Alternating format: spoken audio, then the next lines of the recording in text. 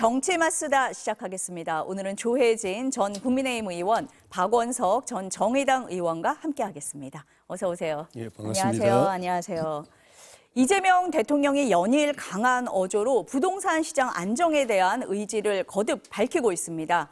강경 메시지의 시작은 다주택자 양도세 중과 유예를 끝내겠다고 밝히면서부터인데요. 이 대통령 발언부터 듣고 시작하겠습니다.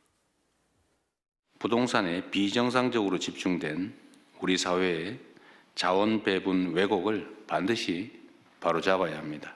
다주택자 양도세 중과는 작년에 이걸 연장할 때 1년만 한다. 올해 5월 9일이 끝이다. 이건 이미 명백하게 예정된 거 아닙니까? 새로 시행령을 고치지 않는 한 그냥 끝나는 거죠. 마치 새롭게 무슨 부동산 양도세를 중과하는 것처럼 정책에 대한 공격도 있습니다. 잘못된 이해일 수도 있지만 부당한 공격일 수도 있는 거죠.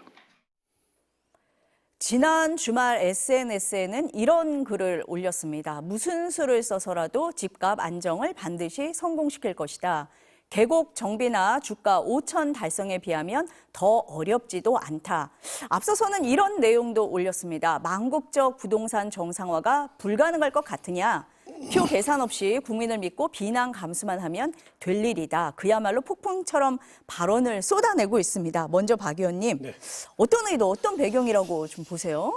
그러니까 현 정부가 출범한 이후로도 몇 차례 부동산 대책을 발표했습니다만 지금 서울과 수도권의 집값이 안정될 기미를 보이지 않고 있고요. 정부가 그동안에는 상대적으로 좀 조심스러운 접근을 했습니다. 그래서 토지거래허가제나 대출 규제와 같은 일종의 수요 억제책 정도로 대응을 했는데 그것으로는 지금 이 집값이나 시장에 여전히 남아있는 투기 심리를 잡기가 어려울 것 같다. 대통령께서 이런 판단을 하는 것 같아요. 그리고 이제 그 이재명 대통령은 지론이기도 한데 앞서 자원 배분의 왜곡 말씀을 하셨잖아요. 이게 대한민국이 일종의 이제 부동산 불패 신화로 인해서 비정상적으로 부동산 시장에 돈이 많이 몰려 있다. 그걸 오히려 이제 주식시장이나 이렇게 좀 생산적 금융 쪽으로 돌리는 것이 우리 경제를 위해서도 또 성장 잠재력을 위해서도 민생을 위해서도 나은 길이다 이런 확고한 신념이 있는 것 같습니다. 이번에 이제 다주택자 양도세 중과세 유예를 중단하기로 했는데 이게 이제 2022년부터 유예되기 시작했거든요. 윤석열 정부 들어서서 그 전까지 이제 중과제도가 시행이 됐었는데 거래 활성화 명목으로 유예를 했습니다만 사실 그 정책이 의도했던 효과는 나타나지 않고 있고 오히려 매물이 잠기는 현상이 나타나고 있기 때문에 더 이상 이제 유예하지 않겠다는 건 이미 작년에 예고됐던 거였고, 근데 그에 대해서 이제 시장에서 굉장히 부정적인 반응을 나오고 일부 또 언론이 그걸 부추기고 하다 보니까 이 일종의 투기 동맹 세력에 이런 어떤 뭐랄까요 선동 이걸 휘둘리지 않겠다라는 게 최근에 대통령이 거듭 SNS를 통해서 강한 의지를 표하고 있는 것 같은데요. 현 정부에서 세금으로 이 부동산 대책을 쓰지 않겠다라고 몇 차례 공언을 했었는데 그 가능성을 이제는 열어놓는 게 아닌가 싶습니다. 그 시작이 다주택자 양도세 중과를 유예하는 것으로 시작화돼 그걸 통해서도 매물이 나오지 않고 집값이 안정이 안 된다면 더 강한 세제 대책을 쓸 수 있다는 신호를 시장에 보내고 있는 게 아닌가 싶습니다. 지금까지 나온 대책으로는 안 되니까 대통령이 직접 나서서 이번에는 다르다는 걸 확실하게 지금 메시지를 주는 거다. 조 의원님 어떻게 보고 계세요? 지금까지 내놓은 여러 가지 정책들이 기대한 효과만큼 안 나타나니까 이거 군기잡기식으로 뭔가 좀 대통령의 이 여론몰이랄까 할까 그걸 통해서 시장을 좀 압박해가지고 정책에 따라오게 만들려고 하는 의도인 것 같은데, 근데 여러 가지 면에서 정책의 엇박자도 있고, 예를 들면은 그 거래세를 지금 결과적으로 올린다고 하면서 또 보유세 인상도 그런 검토하고 한다는 거, 이런 거는 서로 충돌하는 거거든요. 팔려고 하면은 팔아라 하면은 보유세는 올리더라도 거래세는 풀어줘야 되는데, 가지고 있으라고 그러면은 거래세는 좀 올리더라도 보유세는 좀 낮춰주든지 이래야 되는데, 둘 다 팔려고 해도 세금 엄청 먹어야 되고, 가지고 있어도 또 엄청 맞아야 되고, 문재인 정부 때 이렇게 하다가 한번 이게 크게 사고 난 건데 또 다시 이걸 이야기를 하시고 그리고 보이스 중과를 이제 더 이상 유예 안 하겠다. 이제 좀 올려서 받겠다라고 이야기를 하신 것도 본인은 뭐 당연한 거라고 이야기하셨지만은 해마다 지금 4년째 그걸 갖다 계속 유예를 해왔기 때문에 일반적으로는 그냥 유예할 걸로 보고 할 가능성이 높다고 보고 만약에 이거를 유예를 안 한다고 하면 대통령이 원래 이야기했던 부동산 그 가격 잡는데 세금 정책 도입 안 하겠다. 세금 안 건드리고도 얼마든지 잡을 수 있다라고 이야기했는데 결국 세금 건드리는 거. 본인은 아니라고 이야기하셨지만은 네. 사실은 그걸 이제 그 보이스에 이제 앞으로 더 많이 5월 9일 이후로는 더 많이 거둘 테니까 빨리 그때까지 빨리 이렇게 그 팔라는 거잖아요. 대통령이 직접 그렇게 말씀하셨 빨리 팔아라 그때까지. 그 뒤에는 엄청 때려 맞을 거다. 결국은 이제 매물을 많이 확보해가지고 거래 가격을 낮추려고 하는 정책에 이 제도를 이용하고 있는 건데도 불구하고 정책과 이게 세금 문제가 아무 관계 없다라고 이야기하시는 것도 이거는 뭐 삼척 정도도 알만한 일인데 왜 저런 이야기를 하실까? 그런 것들이 결국은 정책으로 한계가 있다, 안 먹힌다 싶으니까 저렇게 그냥 군기잡기식으로 가는 것 아닌가. 근데 그런 것이 우리가 이재명 대통령이 들어와서 처음 보는 게 아니라 아주 낯익은 장면이다.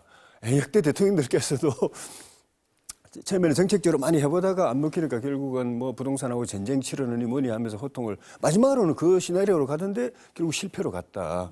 그러니까 이제 시장은 그걸 보고서 이제부터 대응을 할 거예요. 아, 정책이 마땅히 할 수단이 없구나.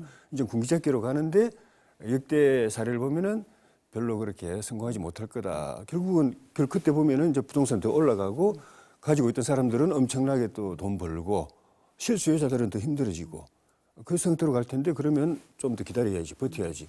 이렇게 대응할 가능성이 많아서 왜 역대 정권이 실패했던 것을 계속 반복하시나 좀 딱합니다. 그러니까 조 의원님 보시기에는 정책이 통하지 않으니까 대통령이 직접 나서서 강경 메시지를 내는 거다 이렇게 네. 보시는 거예요. 그런데 문제는 이제 네. 정책이 안 통하는 게 네. 안 통해서 안 통하는 게 아니라 제대로 된 정책을 안 내놓아서 그런 거거든요. 지금 이번에도 그 한 6만 가구 새로 신도시 네. 개발하겠다고 하는 것도 뭐 이렇게 시장에서는 그 재탕 삼탕이라고 이야기하는데 실제 그런 면이 있거든요. 그 지난 정부 때 시도하다가 안 된 거를 다시 반복한 것도 있는데 그러려면은 좀 더 지난 정부는 왜 이게 그 제대로 결과를 못 냈는가? 왜 주민들이 반발을 해소를 못했는가? 그래서 막혀가지고 그냥 스톱됐는가? 이런 걸 복귀해가지고 이번에는 좀 더 업그레이드된 걸 내놓아야 되거든요.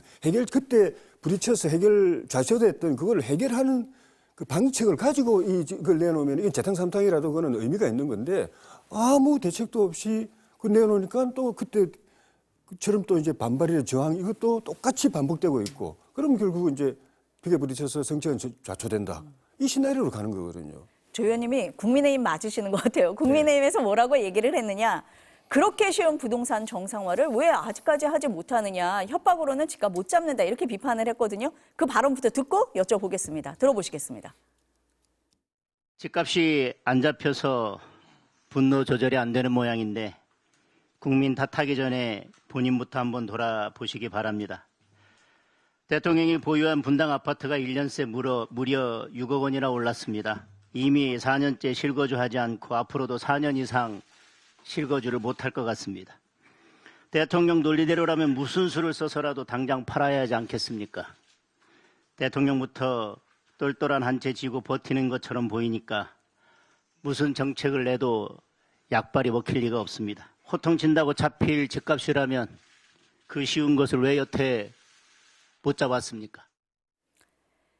이재명 대통령은 국민의힘 비판에 대해서 유치원생처럼 제대로 못 알아듣는 분들이 있다. 이렇게 날을 세우기도 했습니다. 지금 대통령의 얘기에 대해서 야당 대표가 비판을 하고 또 맞받고 뭐 이런 상황이 됐거든요. 어떻게 보고 계십니까? 그러니까 부동산 예. 문제는 늘 이 한국 정치에 있어서 굉장히 뜨거운 주제였습니다.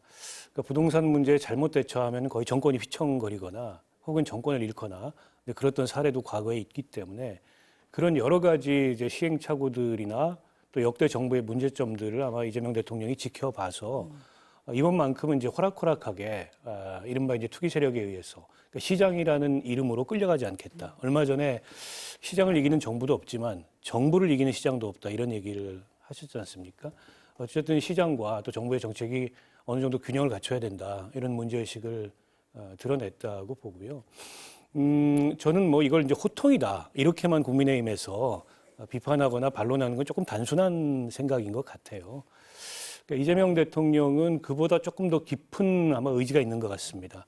특히 최근에 이제 코스피 그 주가 지수가 오늘 뭐 좀 떨어지긴 했습니다만 연일 지수가 굉장히 좋았고 주식 시장이 상승하고 있고 그 주식 시장 상승을 뒷받침하는 뭐 반도체라든지 이런 실적들이 나타나고 있지 않습니까?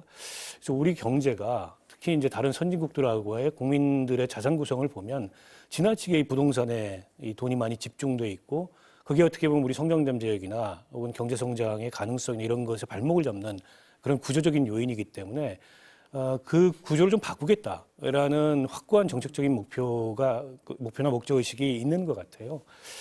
때문에 그걸 위해서라면 뭐 가용 가능한 모든 수단을 다 검토할 수 있다. 상대적으로 세금 문제에 대해서는 그동안에 좀 소극적이었던 게 사실입니다. 워낙에 조세 저항이라는 게 좀 심각하고 더군다나 지금 시점이 선거 앞두고 있는 상황이어서 자칫 그걸 잘못 건드리면 특히 서울 선거 같은 경우에 굉장히 민감하게 반응이 올 수 있거든요. 근데 대통령이 욕 좀 먹으면 된다. 못할 것도 없다. 이런 인식을 지금 드러냈어요. 저는 이거는 이제 시장에 주는 시그널이라고 생각하고요. 다만 그걸 당장 하겠다. 이렇게 보이지는 않습니다.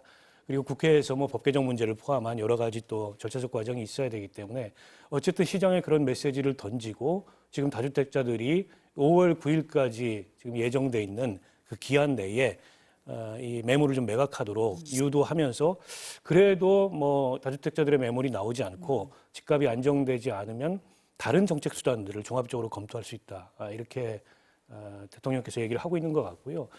저는 문재인 정부 때 28차례 부동산 대책을 내놨는데 결과적으로 실패했습니다.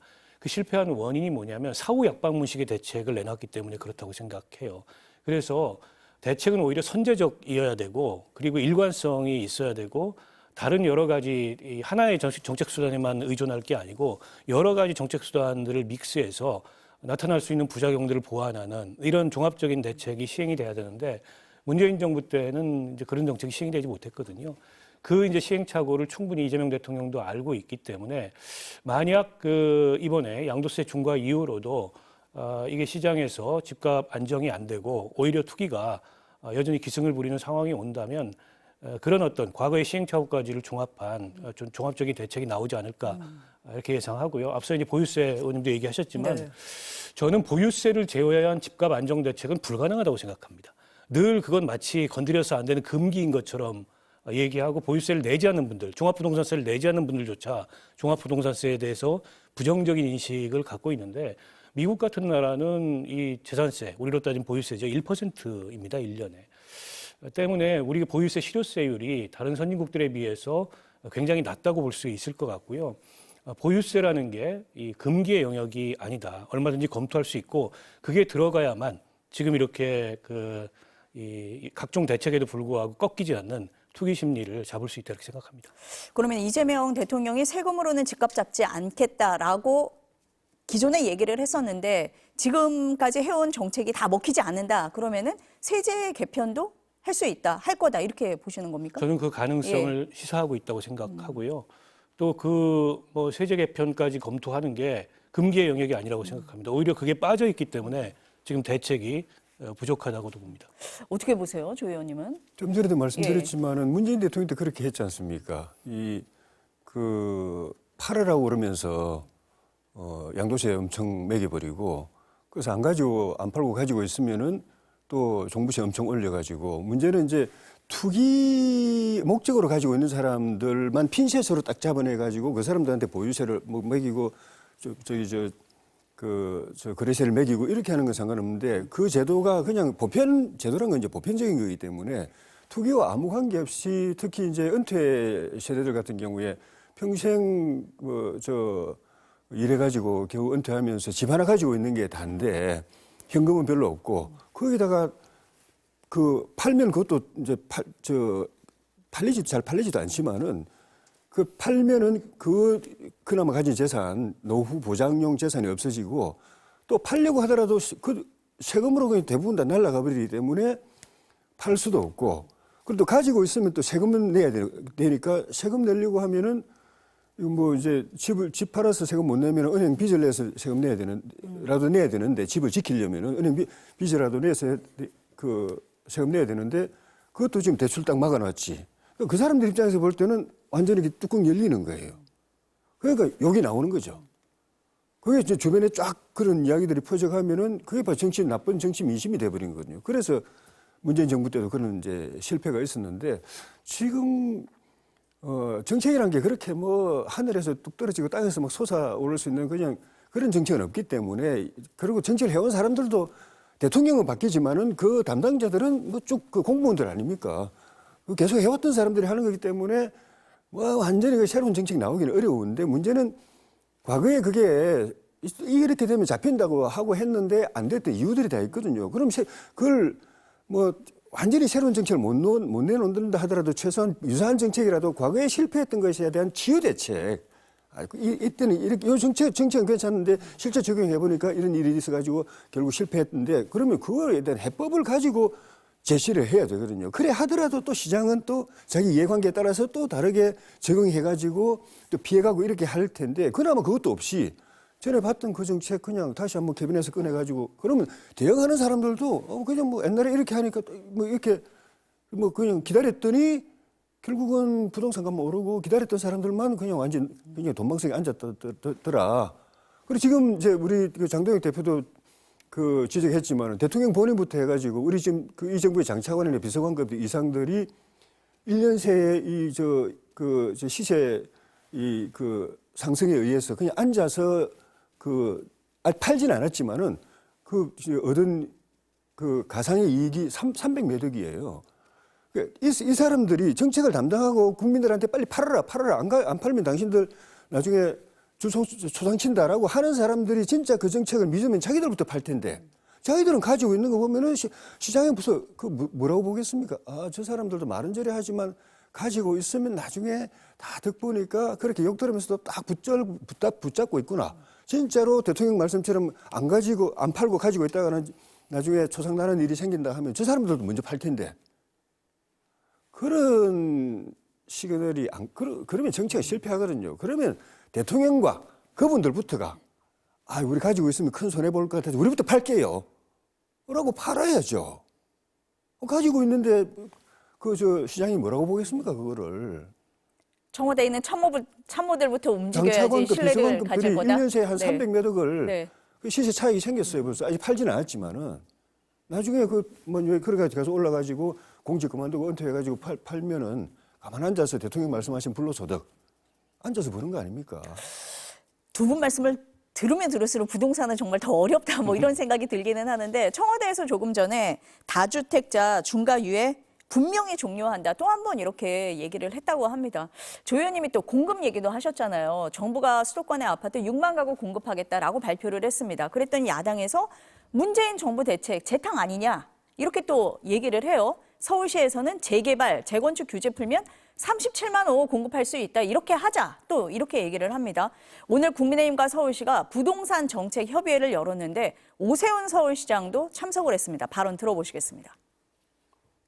미래 세대의 자산인 개발 제한 구역을 훼손하면서까지 숫자 맞추기에 급급한 공급 확대, 실현 가능성보다 당장의 발표 효과에 집착한 물량 밀어내기에 서울시는 결코 동의할 수 없습니다. 11호 대책으로 인한 규제만 완화된다면 이미 진행 중인 정비사업에서 이주가 가능해지고 정부 대책보다 훨씬 빠른 속도로 실질적인 공급 물량을 확보할 수 있습니다. 정부에서는 공공 주도로 좀 하자 뭐 이런 얘기를 많이 하고 있고 오세훈 시장 같은 경우는 민간 주도로 재개발 재건축 풀어주자 이렇게 얘기를 하는데 조 의원님은 어떻게 보세요? 어느 그게 쪽이? 맞는 거죠. 당연히 민간이 주도하고 공공은 정말 정책적 필요에 따라서 예를 들면 뭐 주택 복지라든지 이런 측면에서 무주택자 또 월세 수요자, 전세 수요자 지금 당장 사고 싶지만 살 형편은 안 되는데 들어가서 살아야 되니까. 월세로라도 살고 싶은 사람들, 전세로라도 일단 생활을 해야 되는 사람들을 위한 대책이라든지 그런 거는 공공이 할 수 있거든요. 그리고 공공이 가지고 있는 이 부지를 이용해 가지고 그렇게 꼭 필요한 민간 시장에서는 돈 안 된다고 안 하잖아요. 그걸 이제 공공에서 할 수 있는 건데 이 주택 공급 자체를 공공이 하겠다고 하는 건 가능하지도 않고 말도 안 되는 거죠. 공공이 안 할 뿐만 아니라 공공이 안 하면 민간이 하도록 풀어줘야 되는데 자기들도 안 하니 구조적으로 못 하니까 안 하면서도 민간을 또 규제를 하니까 민간도 못하게 하는 게 문제예요. 재건축 재개발 같은 경우에 그냥 규제를 풀어주면은 그것만 하더라도 지금 한 3, 40만 원, 이번에 정부가 6만 호 공급하겠다고 발표를 했는데 그것만 해도 한 3, 40만 호가 된다고 지금 통계가 나와 있거든요. 근데 그거를 이런저런 이유가 딴 거 없어요. 그거 이제 재개발 재건축 하면은 그 건설업자들하고 거기 살던 사람들이 좋은 집이 지어가지고 들어가게 되니까 거기서 이제 또 큰 차익을 본다. 또 거기 들어가려면 또 부담금 더 내고 들어가야 되지. 그 부담금 낼 형편이 안 되는 사람들은 또 딴 데로 더 싼 데로 밀려난다. 있던 집에 동네에 못 살고 그런 것 때문이라고 그러는데 재개발 재건축 지역에 못 살고 밀려나는 분들에 대한 대책은 필요하지만은 거기 있던 사람들은 10년이든 20년이든 딴 데서 땅값이 이렇게 오를 때 안 팔고 가지고 있던 사람들이니까 딴 데서 시세 차익 엄청 볼 동안에 하나도 못 보고 그 집을 그냥 주거용으로 가지고 있던 사람들 그게 재건축 재개발 돼가지고 가격이 좀 올라서 좀 이익을 본다고 해서 그거를 못 봐줘가지고 그분들은 진짜 남들이 다 이득 볼 때 하나도 안 보고 있었던 사람들을 그냥 10년, 20년 한꺼번에 그 한번 이익 보는 측면도 있는 거거든요. 그거는 상식적으로 그냥 이해해 줄 수 있는 것인데 그것도 안 된다 해가지고 딱 묶어두니까 민간은 안 되죠. 공공은 또 원래 구조적으로 할 수 있는 게 한계가 있죠. 그러니까 이런 문제가 생기는 건데 문제 생기면 지금처럼 이렇게 막 뭐 별로 그렇게 들어먹지도 않는 정책 가지고 막 이렇게 하다가 세상만 시끄럽게 하고 정치적으로도 패배하고 그런 방법이 없는 건 아니에요. 뾰족한 수가 있는 건 아니지만 잘 접근하면 방법이 있는 건데 그런 식으로 접근을 해야 그래도 뭐 좀 희망이 보이지 싶습니다. 어떻게 보세요? 저는 네. 국민의힘이나 오세훈 시장이 네. 정확하게 얘기하지 않는 게 있다고 생각합니다. 지금 재건축과 같은 주거정비 사업에서 남아있는 규제 거의 없습니다. 남아있는 규제가 뭐냐면 용적률을 무제한적으로 풀어달라. 50층, 60층짜리 짓게. 그게 아니면은 경제성이 없어서 나서는 시행사업자가 없으니까 풀어달라. 이런 주장을 하는 겁니다. 그리고 재건축 초과이익 환수제 같은 거 적용하지 말아달라. 이 주장을 하는 거거든요. 자, 그로 인해서 그런 규제 풀어가지고 가공할 투기가 발생하면 그런 규제가 풀릴 조짐이 있다는 얘기만 돌아도 한 달 사이에 아파트가 한 30% 오를 겁니다. 누가 감당할 건데요, 그거를? 그래서 저는 그렇게 막연하게 규제로 이 주거정비 사업, 주택 공급을 막고 있다 얘기하지 말고 풀어달라고 주장하는 규제의 실체가 뭐냐? 부동산 투기 억제를 위해서 막아놓은 규제를 마지막 이 저지선을 풀어달라고 주장하는 거거든요. 때문에 허울에 가깝다고 생각해요. 저는 뭐 시장 자율 민간 주도라는 건 결국엔 투기하게 모든 규제를 풀어달라라고 얘기를 하는 건데 그렇게 주택 정책을 가져갈 수는 없다고 생각하고요. 얼마 전에 그 논란이 됐던 이해운 기재부 장관 후보자 그분이 원펜타스라는 아파트에 그 재건축 아파트입니다. 근데 재산 한 200억 가진 분이 무주택자로 살다가 그 30억 분양가에 공급받아서 지금 100억이 된 겁니다. 그러니까 재건축 사업의 성격은 이런 거예요. 특히 강남의 재건축 사업은 무주택자들의 접근하고 아무런 관련이 없습니다. 때문에 지금 오세훈 시장이나 그 국민의힘에서 정부 정책을 비판하면서 얘기하고 있는 규제 완화 혹은 규제 해제라는 거는 무제한적인 투기를 허용해달라라는 것이기 때문에 결코 동의할 수 없는 내용이라고 생각하고요. 이번에 이제 6만 호 공급 계획을 발표를 했는데 저는 기존 계획들에 비해서 몇 가지 좀 차별성이 보입니다. 하나는 과거에는 특히 문재인 정부 때도 뭐 몇십만 호 이런 공약을 발표하면서 계획을 발표하면서 주로는 서울에서 좀 떨어진 도심에서 좀 벗어난 외곽 지역의 신도시 정책이었어요. 근데 이번에는 그게 아니고 도심의 짜투리 부지까지 이를테면 이제 활용해서 주택 공급을 하는 그런 도심 중심의 직주 근접에 가까운 그런 계획이라는 생각이 들고요. 두 번째로는 속도입니다. 2030년까지 지금 약속한 6만 호를 다 착공하겠다. 주택 공급은 착공을 기준으로 카운트를 하기 때문에 속도전을 펼치겠다는 거고 세 번째로는 그게 지금 지주 작업이 별도로 필요한 땅이 아닙니다. 정부가 이미 확보하고 있는 공공부지이거나 유유부지이기 때문에 그에 따른 비용이 지주 작업을 통한 비용이 안 들어요. 그러니까 상대적으로 싼 가격에 공급할 수 있고 다만 이게 로또가 되지 않기 위해서 임대주택 비율을 높이고 만약 인간 분양을 하더라도 이제 환매 조건부나 아니면 토지 임대부나 그런 식의 좀 공공적 분양 방식을 활용할 가능성이 높다. 그런 면에서 저는 굉장히 구체성 있는 실현 가능한 계획이라고 보고요. 일부 계획 중에는 문재인 정부 때 포함됐으나 시행이 안 됐던, 특히 태릉 CC 같은 경우에는 문재인 정부 때도 그게 들어가 있었는데 시행이 안 됐거든요. 그걸 다시 이제 추가한 면도 있습니다만 국민의회에서 비판하는 대로 재탕 삼탕 이렇게 폄훼할 수준의 그런 내용은 아니다 이렇게 생각합니다. 이번에는 선호하는 지역이 많이 들어가 있고 속도감이 좀 있을 것 같다라고 평가를 하시는 것 같습니다. 어쨌든 이재명 대통령은 부동산 정책에 대해서 강력한 의지를 연일 보이고 있습니다. 그리고 오늘 오전에도 SNS에 글을 올렸습니다. 조 의원님은 대통령이 직접 SNS에 글을 올리고 소통을 하고 정책을 밝히고 하는 부분은 어떻게 보세요? 나쁜 건 아닌데 이게 순기능적, 긍정적 동기로 이렇게 나와야 되고 그리고 그 결과도 정책 실현 가능성을 높이는 쪽으로 이게 역할을 해야 되는데 보는 사람들, 우리 당도 약간 그렇게 보지만은 이 시장에서 보는 게 대체로 반응이 정책적 수단의 한계를 느끼는구나. 좀 전에 말씀드린 것처럼 정책이란 게 뭐 그전에 했던 사람들이 비슷하게 또 내놓는 거고 그게 의미가 있으려면 업그레이드 돼서 문제가 됐던 걸 해결책을 딱 같이 이제 붙여가지고 내야 되는데 그게 별로 안 보이는 거거든요. 그러니까 당장 6만 호 그 발표 그게 사실은 정부는 아마 회심의 카드라고 했을 텐데 지금 뭐 반응이 그냥 별로거든요. 관찰자들이 봐도 반응이 별로고 그 지역 주민들부터가 전에도 이것 때문에 시끄러운데 또 꺼내네. 그렇다고 우리 그분들이 이제 제기한 게 교통 문제.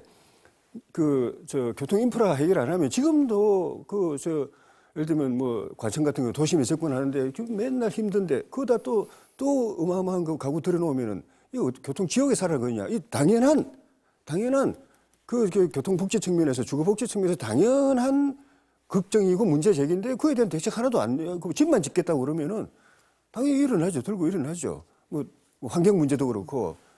예를 들면 뭐 용산 국제 개발 지구 같은 경우에는 원래 용도가 그런 주거 용도가 아니었는데 정말 거기는 많이 이제 주거용으로 많이 개발되어 있었는데 이제 상업이라든가 다른 용도로 개발되면은 전체적으로 이 그 지역의 가치가 올라간다고 기대하고 있었는데 이거 갑자기 집을 짓는 쪽으로 확 돌린다고 그러니까 또 들고 일어나죠. 그럼 대책이 없지 않습니까?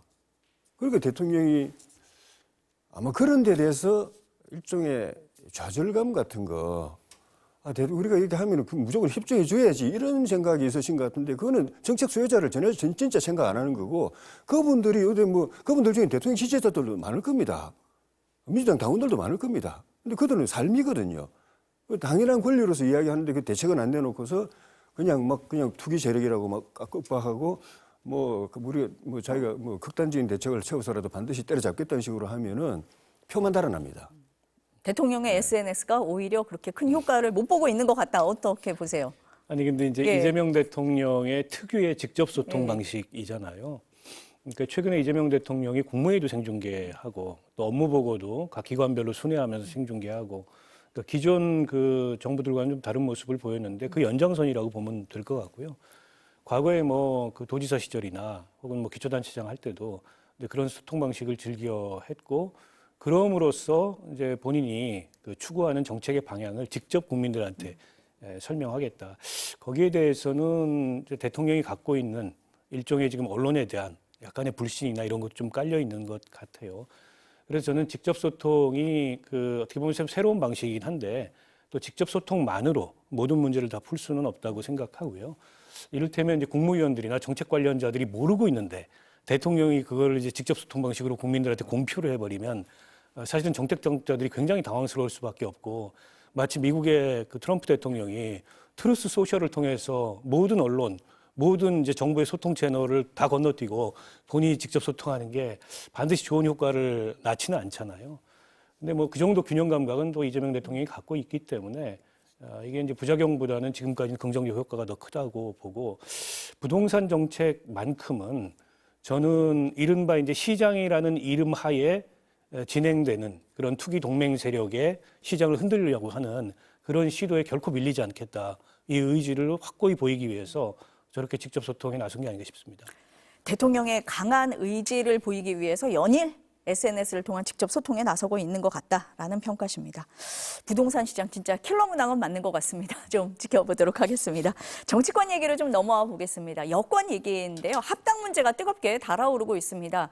이해찬 전 총리 장례 기간에 정쟁적 발언들 자제했습니다. 그런데 장례가 끝나기 무섭게 날선 발언들이 오가면서 갈등이 고조되는 양상입니다. 오늘 아침 민주당 최고위원회 회의 발언부터 들어보시겠습니다.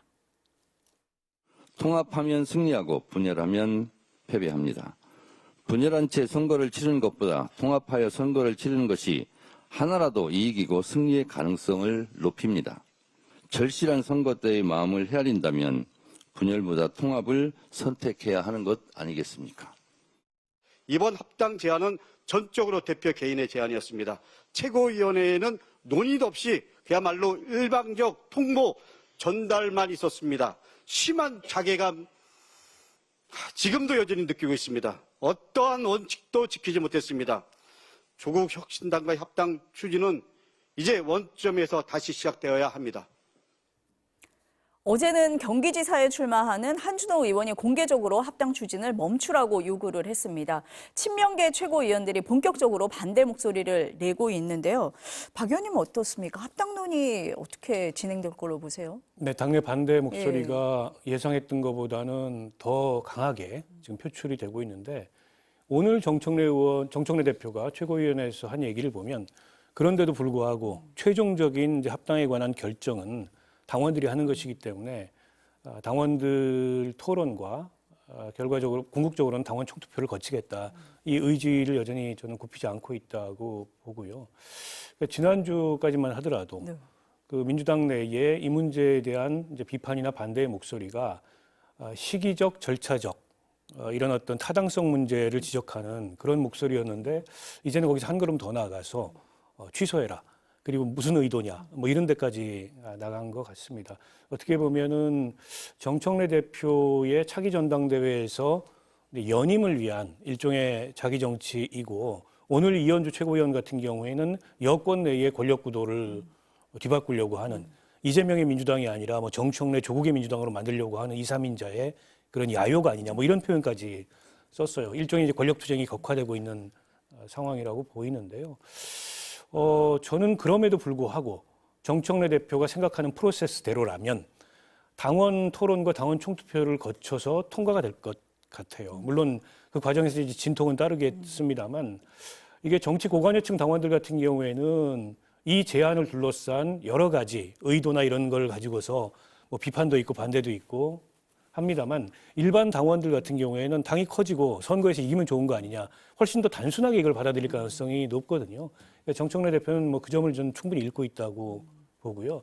또 김어준 씨처럼 장 외에 우군이 정청래 대표의 저런 제안에 대해서 뭐 동의하는 그런 입장을 표명하고 일종의 여론전을 펴고 있기 때문에 지금 이 논란 그 당내에 이 문제를 둘러싼 논란에서 크게 불리하지 않다. 이렇게 정청래 대표는 상황 판단을 하고 있는 게 아닌가 싶어요. 다만 그러면 지방선거라는 굉장히 복잡한 후보도 많고 이런 그 정치 일정을 앞두고 왜 갑자기 이 제안을 했냐. 전당대회와 뗄래야 뗄 수 없는 이제 그런 저는 연관성이 있다고 보고 특히 지난주에 김민석 총리께서 모 방송에 나가서 이 합당 제안에 대해서 비판을 좀 했죠. 원론적으로 찬성하지만 뭐 시기 방식 절차에 대해서 비판을 하고 그러면서 민주당 당대표는 나의 로망이다. 저는 이미 전당대회가 점화됐다. 이렇게 보고 있습니다. 지금 박 의원님이 이현주 최고위원 발언을 말씀을 하셨기 때문에 이 발언을 듣고 제가 조 의원님께 여쭤보겠습니다. 들어보시겠습니다. 이 사안의 정치적 본질은 대통령에 대한 지지율이 매우 높고 대통령의 권한이 강력한 임기 초반에 2인자, 3인자들이 판을 바꾸고 프레임을 바꾸어 당권과 대권을 향한 욕망, 본인들이 간판이 되려는 욕망이 표출된 결과임을 부인하기 어렵습니다. 즉 조기 합당은 민주당의 주류교체 시도이자 이재명의 민주당을 정청래 조국의 민주당으로 전환하려는 시도라고 보입니다. 들어보셨지만 굉장히 민감한 내용인데요. 정청래 대표 바로 옆자리더라고요. 작심 발언을 했습니다. 이 흐름 어떻게 읽고 계세요? 예, 박원석 의원님 예. 말씀하셨듯이 요 얼마 전까지는 그 친명계에서 정청래 대표한테 이 합당 추진 절차에 문제 제기를 하다가 이제는 하지 마라. 이제 반대하는 쪽으로 상황이 바뀌었다는 거거든요. 지금 이현주 의원이 정확하게 지적을 해준 거죠. 근데 이거를 그전에는 그냥 추측만 정청래 대표가 그런 의도를 가지고 할 것 같은데 어떻게 하지라고 그냥 속으로만 이야기하고 자기들끼리만 이야기했는데 이제 공개적으로 딱 이야기를 해버린 걸로 이제 바뀌어가고 있다는 거거든요.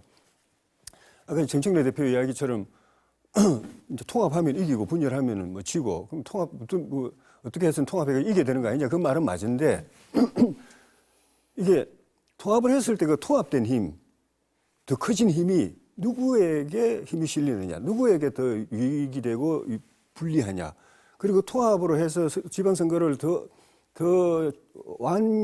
충실하게 승리했을 때 그 열매를 누가 더 많이 따먹게 되느냐. 그 부분에서 이해관계가 엇갈리거든요. 정확하게 말하면 친명과 친청이 친이재명, 정청래 쪽이 이해관계가 엇갈리는 거죠.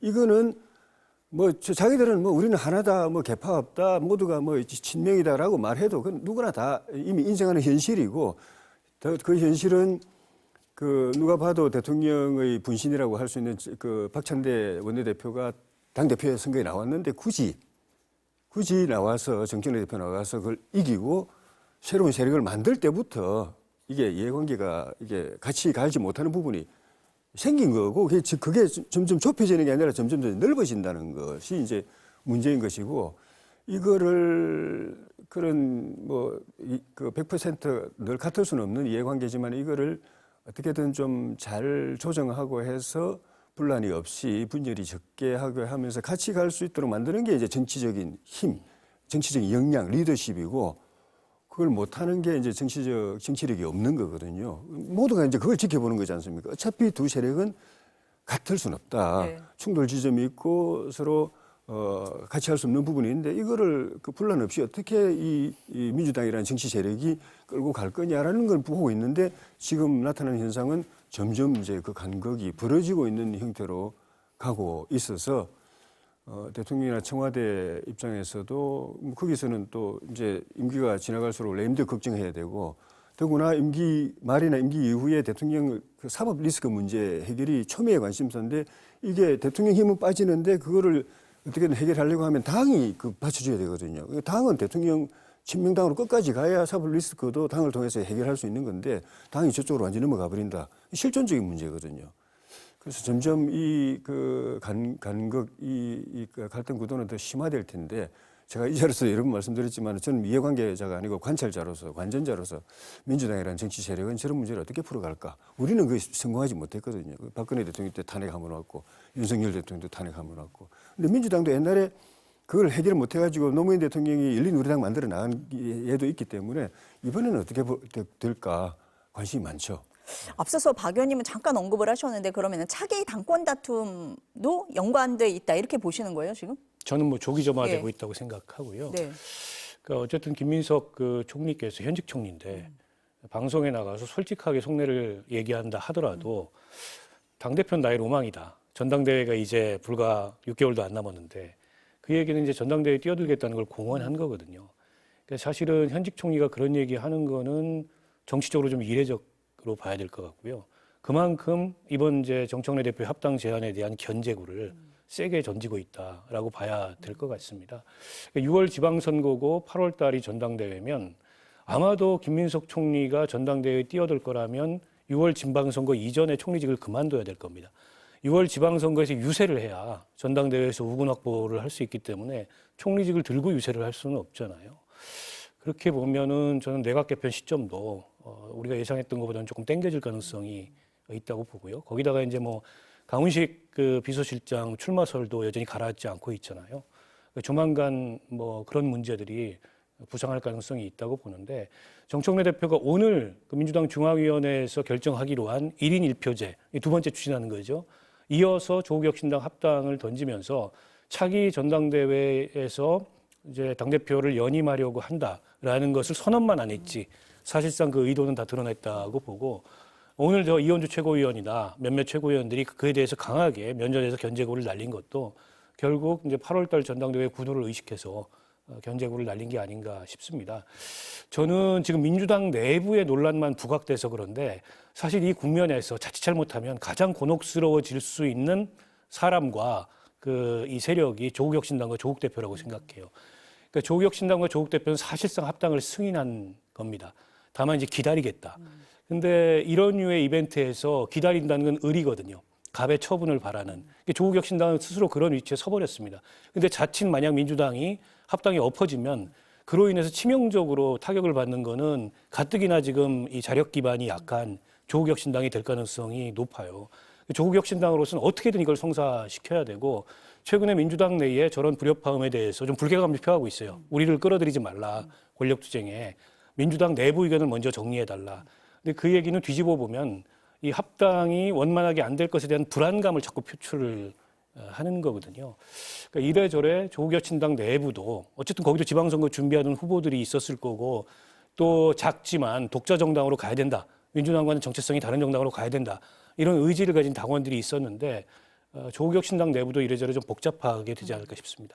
지금 박 의원님이 조국혁신당 입장에서 말씀을 하셨는데 오늘 오전 회의에서 그런 기류가 읽혔습니다. 조국 대표의 오늘 회의 발언 들어보시겠습니다. 합당에 대한 의견 다룰 수 있습니다. 제안을 한 민주당 안에서 결론을 내주십시오.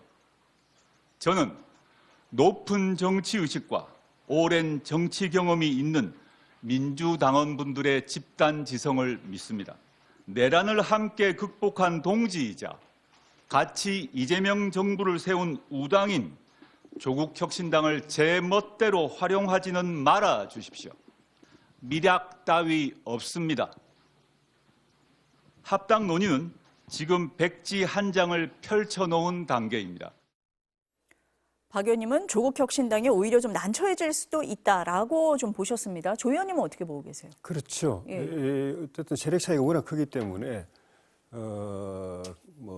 독립 변수, 종속 변수는 그건 이제 부인할 수가 없는 것이고 다만 그 모양을 좋게 해가지고 합당하는 걸 이제 기대할 텐데 그래서 세력은 뭐 흡수 통합돼야 되지만은 대외적인 형식은 이제 당대당 통합을 되기를 바라고 또 당대당 통합이란 건 결국 핵심이 당명을 어떻게 같이 합의해서 각각의 DNA를 섞어가지고 하느냐 하는 거하고 이제 지분 보장을 어떻게 하느냐 더 나아가서는 뭐 대표를 이제 공동 대표를 한다든지 그렇게까지 갈 수가 있을 텐데 그게 이제 조국혁신당에서 기대하는 것이고 이게 그 이야기 밀약설이 그 민주당에서 나온 게 아니라 조국혁신당에서 나온 거기 때문에 조국 대표는 당연히 그걸 부인할 수밖에 없지만은 근거 없는 건 아닐 가능성이 높은 거죠. 실제로 또 아주 어느 정도 구체적으로까지 서로 협상을 하고 합의했느냐의 차이일 뿐이지 실제로 그런 이야기 다 하게 돼 있고 그냥 그런 거 없이 우리 합하자 이렇게 말한 사람은 없습니다.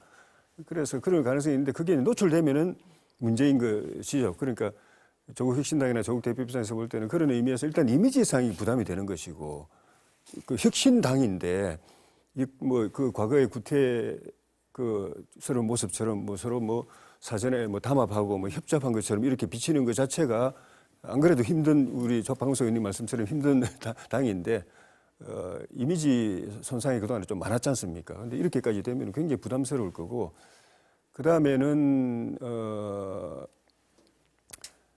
친 대통령 청와대와의 관계도 좀 고민이 될 것 같아요. 근데 조국 대표나 조국혁신당 생각은 어떤지 모르겠지만은 조국 대표나 조국혁신당 입장에서 좋은 거는 친명 쪽이든지 아니면 중립이든지 이거지 친청 쪽으로 분류되는 거는 별로 이 시기에는 별로 좋은 게 아닐 거예요. 불필요한 견제도 받아야 되고 또 그 친명 강성 지지자들도 또 화력도 또 만만치 않은데 근데 지금 구도가 보면은 마치 그 정청래 대표가 자기 입지를 위해서 조국신당을 끌어들여가지고 세력을 확장해가지고 당을 완전히 이제 자기 당으로 만드는데 이걸 활용하는 것처럼 보여지고 그러니까 친명계 의원들이 대놓고 이제는 이제 반대까지 나서는 상황이지 않습니까? 거기에 자기가 들러리 쓴다는 그런 것도 당의 위상도 문제지만은 대통령 청와대 지금 임기 초기인데 이 세력 구도가 이렇게 자기들이 비명, 반명 또는 친성처럼 분류돼 가지고 가는 것에 대한 부담도 굉장히 클 거고 그러다 이제 자칫해서 실패하면은 진짜 낙동강 오리알 신세되기 때문에 최악의 경우 안 될 경우까지 대비해서 지금 좀 클릭 조정을 하고 있는 것 아닌가 싶어요.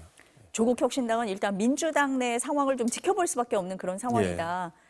저희도 좀 지켜보도록 하겠습니다. 국민의힘 얘기를 좀 넘어가 보겠습니다. 국민의힘에서 제명된 한동훈 전 대표가 오는 8일에 토크 콘서트를 엽니다. 그런데 좌석 등급에 따라서 티켓 가격을 차등화한 걸 두고 논란이 불거졌습니다. 민주당 김현정 원내대변인 발언 들어보시겠습니다.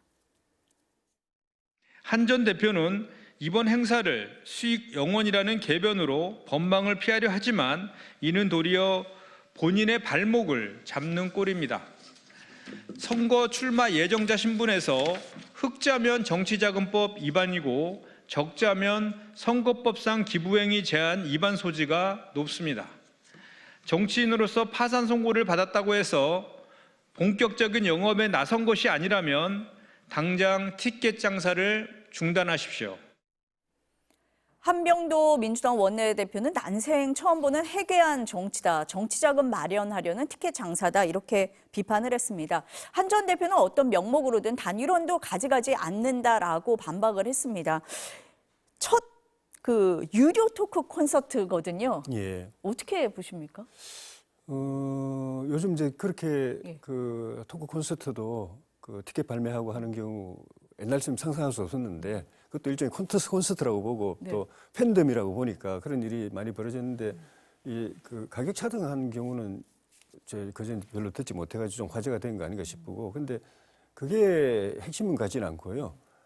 결국은 여기에 얼마나 많은 사람들이 모여서 얼마나 이 뜨거운 지지 열정을 보여주느냐가 정치적으로는 그게 사실은 중요한 부분이고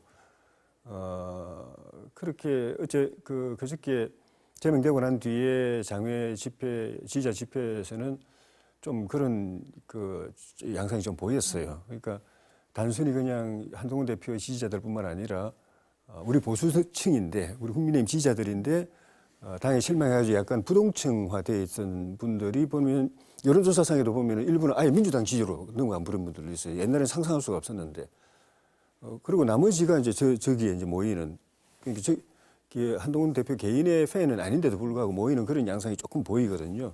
그게 콘서트를 통해서 어떤 형식으로 다시 재확인이 되느냐 또는 정복되느냐 여부가 한동훈 대표 본인에게도 굉장히 중요하고 지켜보는 당의 입장에서도 뭐 당 밖에 나갔으니까 우리 편 아니라고 이야기할 수만은 없는 상황. 그래서 그게 굉장히 좀 관심사입니다. 온라인 예매 상황은 1시간 만에 매진이 됐다 이런 보도도 저는 본 것 같기는 한데 어떻게 보셨습니까? 잠실체육관이 굉장히 크지 않습니까? 최대 2만 명까지 수용할 수 있는 규모라고 하는데 그만큼 티켓이 다 나가는지는 모르겠습니다만 어쨌든 여러모로 뉴노멀이죠. 사실은 보수 정당에 한동훈 전 대표처럼 이렇게 팬덤을 가진 정치인이 박근혜 전 대통령 이후로 오랜만에 등장을 한 거예요. 근데 이제 박근혜 전 대통령은 원내에서 어떻게 보면 정통파 정치를 해오셨던 분이기 때문에 그렇게 팬덤 기반 정치를 하지는 않았습니다. 박근혜 팬덤도 물론 대단히 극성스럽기는 했어요. 근데 이제 한동훈 전 대표의 팬덤 양상은 마치 이게 연예인 팬덤과 같은 이제 그런 양상까지 보이고 있고 한 전 대표도 당대표직에서 쫓겨난 이후로 마땅히 지금 당내 포지션이나 이런 게 없기 때문에 이제 팬덤 기반의 일종의 이제 정치를 하고 있는데 다만 티켓을 차등화돼서 판매했다. 이게 이제 좀 구설은 될 수 있다고 봐요. 이제 전례 없는 모습이기 때문에. 근데 이제 앞서 말씀하셨듯이 그게 본질은 아니고 저렇게 한동훈 전 대표를 지지하고 이번 징계의 부당성을 성토하는 사람들이 모인다 한들 그게 집회로든 토크 콘서트로든 지금 장동혁 대표 체제의 의사결정이나 분위기를 조금이라도 바꿀 수 있을까? 저는 그런 면에서 이제 회의적이라고 봅니다. 당내에서 그동안에 이 징계 문제를 둘러싸고 여러 비판과 반대의 목소리가 나왔음에도 불구하고 전혀 개의치 않고 사실은 징계로 갔거든요. 근데 이게 징계를 받을 만한 사안이었냐? 누가 얼만큼 잘못했는지를 떠나서 그러니까 제명이라는 징계를 받을 만한 사안이었냐? 전혀 합리적이지 않거든요. 그럼에도 불구하고 밀어붙인 건 어쨌든 장동혁 대표나 지금 현재의 당 주류들은 한동훈 전 대표와 함께 갈 수 없다. 그건 다시 말해서 장동혁 체제를 뒷받침하고 있는 윤호개인 세력의 강력한 요구이기도 하거든요. 저는 그거를 이제 장동혁 대표가 정치적으로 표출하고 실행했다고 보고요. 때문에 이제 정치적 해법은 닫혔다고 봅니다. 불가능하다고 보고 어느 한쪽이 쓰러지느냐, 어느 한쪽이 축출되느냐 이것만 남았다고 생각해요. 그래서 당내에서 여러 정치적 해법을 위한 그동안에 뭐 물밑 조율이든 중재 시도든 노력이 있었겠죠. 그러나 하나도 먹히지 않았고 급기야 이제 그런 노력을 보이게 혹은 보이지 않게 해오던 오세훈 시장도 지쳐가지고 장동혁 대표 물러나라 이렇게 얘기를 했어요. 그분은 이제 선거를 앞두고 있는데 이렇게 되면 서울시장 선거를 어떻게 치릅니까? 저라도 사실은 그런 반응이 나올 것 같아요. 그런데도 불구하고 장동혁 대표는 이 징계와 관련된 국면은 이제 끝났다고 보고 앞으로 선거를 앞두고서 뭐 통합과 쇄신과 외연 확정으로 나가겠다. 근데 이거는 형용 모순이에요. 동그란 네모 같은 걸 얘기하는 겁니다. 저렇게 윤호개인 세력과 손잡고 전 대표를 향해서 더군다나 계엄에 반대하고 탄핵에 찬성했던 전 대표를 향해서 부당한 징계를 해놓고 쇄신과 통합, 뭐 외연 확정에 나선다는 거는 불가능한 얘기를 저는 하는 거라고 보고 그런 면에서 국민의힘은 사실 당 내부의 갈등도 위태로운 수준이지만 임박한 지방선거가 매우 위태로운 수준에 이 직면해 있다 이렇게 보입니다. 그럼 한동훈 전 대표는 어떻게 해야 된다고 보세요? 무소속 출마합니까? 아니 뭐 어떻게 그게 알아서 보세요? 하시겠죠. 그러나 네. 제가 객관적으로 관찰하는 입장에서 보기에 가능성이 있다고 봅니다. 왜냐하면 본인으로서는 어쨌든 본인의 정치적 정당성을 어떤 과정을 통해서든 증명해야 되는데 선거 이외에 마땅한 방법이 없어요. 아니면은 계속 콘서트하고 뭐 팬미팅하고 집회하는 건데 그걸로는 제가 보기에 올해 이게 이 정치적 기반을 유지하기가 어렵거든요. 결국 6월에 열리는 재보궐선거 어디가 지역이 될지는 제가 모르겠습니다만 출마 가능성이 있다고 봐야 되겠죠. 어떻게 보세요, 조 의원님은? 그 보도를 보니까 한동훈 대표하고 가까운 신지호 전 의원이 영남 지역 보궐선거 출마할 거다라고 이야기를 했는데 영남 지역이든 뭐 이 대통령 전 지역구였던 계양이든 고민하는 그런 그 느낌은 좀 있어 보입니다. 지난번 그 31일인가 그 예의도 집회 때는 본인이 안 나갔지만은 통크 콘서트는 이제 본인이 주체가 돼가지고 하는 걸 이제 그런 그 흐름이라고 보여지는데 뭐 국회의원도 아니고 뭐 당에서도 이제 나왔고 하는 상황에서 정치적인 이 파워를 길러나가기 위해서는 이제 저런 지지세를 보여주는 거 밖에 방법이 없고 그걸 위해서는 또 한 단계 결집과 정폭을 위해서는 본인이 이제 선거에 나서야 된다는 그런 고려가 그 안에서 충분히 있을 수가 있겠죠. 물론 이제 당선돼서 원내에 들어오게 되면 그것도 한 번 또 정폭이 되는 것이고 안 되더라도 그 세력을 끌고 가기 위해서는 해야 될 그런 필요성을 정무적으로 느낄 것이고 다만 이제 영남이냐 출마한다고 가정했을 때 영남이냐 그 계양이냐라는 측면에서 보면 영남을 나오게 되면은 정통 보수의 적자를 가리자 명분은 좋은데 결국은 우리 국민의힘 후보하고 싸우게 되고 본인이 이기면 정치적인 그 효과가 크겠지만은 만약에 표 갈라져가지고 민주당 어부지리 해준다고 그러면은 뭐 진짜 빼도 박도 못하게 배신자가 돼버리는 거기 때문에 그 고민이 많이 될 겁니다. 그리고 그게 현재 또 뛰고 있는 분들도 있고 예를 들면 부산 북구 같은 경우에는 그 지역에서 재선 국회의원을 했던 박민식 전 또 그 법무부 장관이 이제 준비를 하고 있거든요. 활동을 하고 있고 그 경쟁을 해야 되고 그런 측면에서 지역을 놓고는 좀 고민을 할 텐데 출마에 대해서는 좀 적극적으로 고려할 수밖에 없는 정치 상황이 아니냐 그렇게 보여집니다. 어느 지역인지는 봐야 되지만 어쨌든 선거에는 나갈 것 같다라는 게 두 분의 의견이신 것 같습니다. 오늘 두 분 말씀은 여기까지 듣겠습니다. 감사합니다. 네, 고맙습니다.